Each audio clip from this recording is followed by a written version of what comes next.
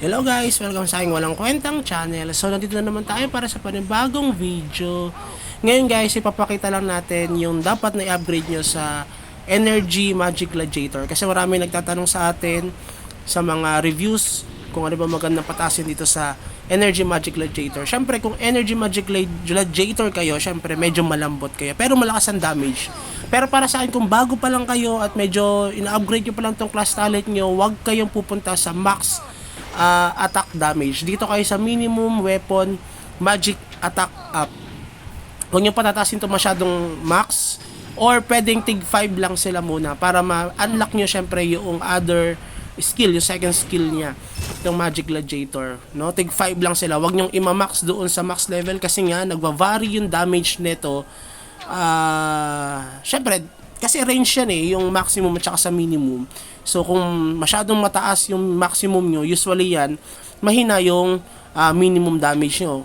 What I mean is, by chance kasi siya na nagti-trigger.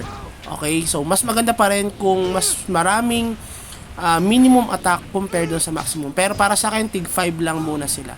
Then, tong Scorch, dahil importante ito, dahil additional damage din ito sa kalaban natin, both PvP at the same time doon sa mga PvE. Okay, pataasin din natin siya. Although, pag na level 10 nyo naman yung dalawa, mag-open itong slot na to, then i-upgrade nyo siya dahil importante rin yan. Then, dagdagan nyo yung int up. Wag na muna kayong mag-combo additional na combo damage dahil usually nagbe-base lang naman ang Magic Gladiator doon sa attack damage niya. Sa combo, medyo nag-aalangan pa ako dahil nga, kasi syempre hindi naman tayo kumbaga spender masyado, so binabudget lang natin yung ating skills. Okay, wag niyo muna patasin yan, pero kung meron kayong allotted na skill points, dagdagan niyo tong combo damage up dahil nga isa rin to sa mga importante na nagpapataas sa ating damage para mabilis natin mapatay yung kalaban. Pero kung wala kayong masyadong slot or allotted points, doon lang muna kayo sa int attack up dahil nga importante rin siya. So may nakita tayo dyan na kalaban, hindi natin siya papatayin dahil mabait tayo dito sa server natin. Okay? So yun yung isa sa mga patataasin nyo guys. Tig 5 lang muna doon sa maximum at saka sa minimum. Huwag yung patataasin yung hit up, scorch at saka doon sa int damage up. Yun lang yung patataasin nyo dahil importante dito sa Magic Gladiator dahil mabilis siyang umatake, malakas ang damage output niya. So wag na muna kayong mag combo damage up. So ito patataasin nyo rin to dahil importante rin yan, pero kahit hindi masyado, although pag nag-open naman yan, isang beses nyo lang siya mapapataas. Then pagkatapos nyan guys, kailangan yung pataasin din yung Pyroblast dahil yung Pyroblast yun yung pinaka isa sa mga primary weapon or skill damage ng Magic Gladiator. Okay, patataasin nyo yan. Yung Aqua, yung Aurora or yung Aqua Beam na tinatawag dito, wag niyo siya masyadong i-upgrade. Sa susunod nyo na siya dahil pagkatapos yung ma-upgrade itong Pyroblast, i-upgrade nyo na yung hit up dahil dyan na yung mga time na siguradong makikipag PvP na kayo. Okay, yung Aurora na yan, usually malakas naman yan, pero hindi nyo siya madalas magagamit.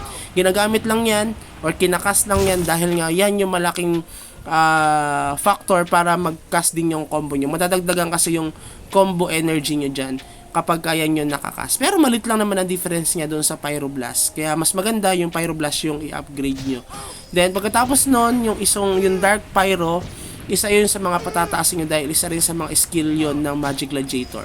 Yung hit up, huwag nyo kakalimutan once na napataas yun na yung Pyroblast dahil nga importante rin yung hit up. Ito yung mga reason kung bakit madalas tayo nagmi-miss doon sa mga matataas ang defense rate. Yan yung pambasag, pang counter doon sa mga kalaban natin. Okay, na matataas ang defense rate. Itong Dark Pyroblast, importante rin siya, patataasin din siya. Mag-unlock yan pag nag-level 21 na. Tapos susunod, patataasin nyo na yung mga ibang mga skills nyo, doon na kayo magko-combo damage up kapag ka na level 21 nyo na or na level up nyo na yung ating Dark Pyroblast. Okay, sana nakuha nyo yung mga ganong ating mga details, no? Kung umabot ka pala sa video na ito, please consider like and subscribe sa ating channel. Anyway, tayo pala ay magwa 1,500 na guys. So, konti na lang tayo ay magwa 1,500 na. So, 50 subscribers na lang. Siguro baka ikaw na guys yung ating lucky winner na pagiging 1,500 dito sa ating YouTube channel. So maraming salamat yon kung kayo ay sumusubscribe. Huwag nyo rin palang skip yung mga ads, sayang din yan pag tayo ay na-monetize. So malaking tulong na rin yan para sa ating mga walang kwentang videos at ito sa walang kwentang channel na to. So please consider like and subscribe. Have a good day. Bye-bye. Ito palang skill talent, susunod natin siya i-vlog or i-content dahil parang may content naman ako sa susunod. So maraming salamat. Bye-bye.